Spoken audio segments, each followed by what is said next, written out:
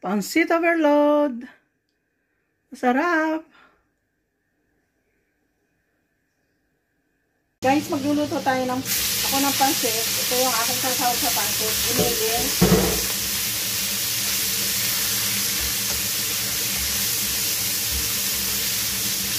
So, ay pang toppings natin sa pansit, guys. Subukan kong gawin. Ngayon ko pa lang ito nagawa. Pero subukan. Nagluluto rin ako ng manok dahil birthday ng aking apo. Yan lang naman ang gusto nila. Yan natin ang sibuyas, bawang. Lagay ko na.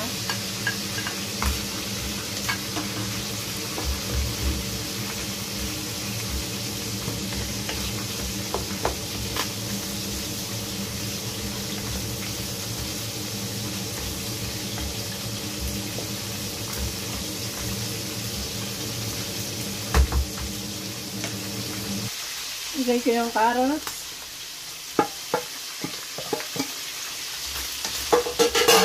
Oh no. Carrots, repolyo.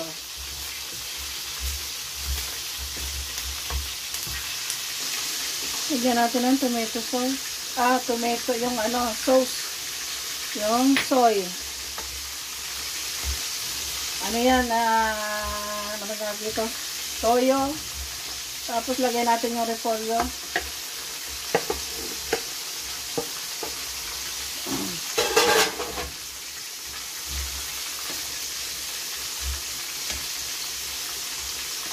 Repolyo.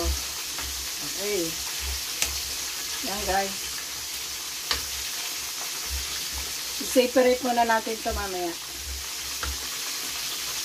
Kaya sulutuin natin yung kol.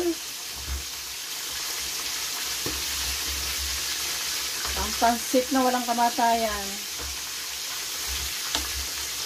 Pansit bihon. At saka pansit canton. Okay na yan.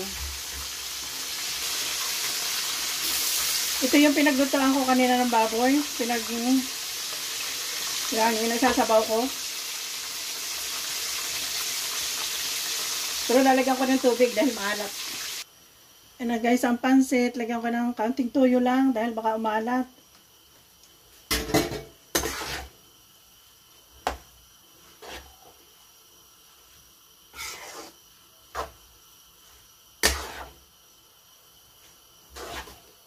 Pansit bihon na may canton.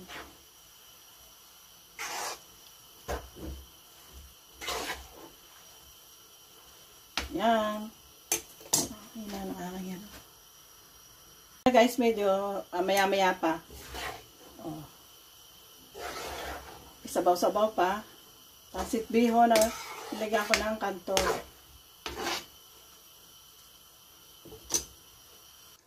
Lagyan natin ng konting oyster sauce.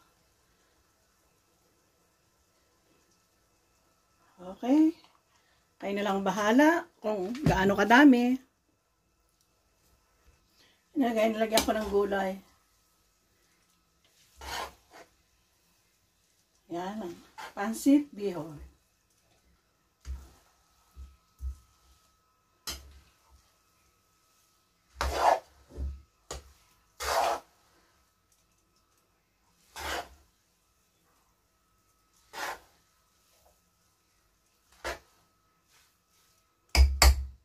Okay. Tapos, lagyan ko ng atay sa ibabaw. Lagyan natin ng atay.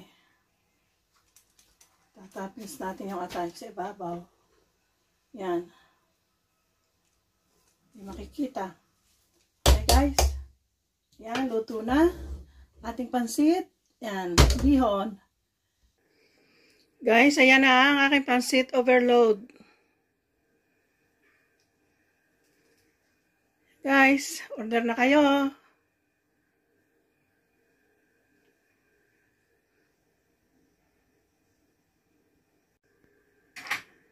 Inagay guys, ang pansit bihon na may canton, pansit overload. Yan, order na kayo guys. Ang sarap nito.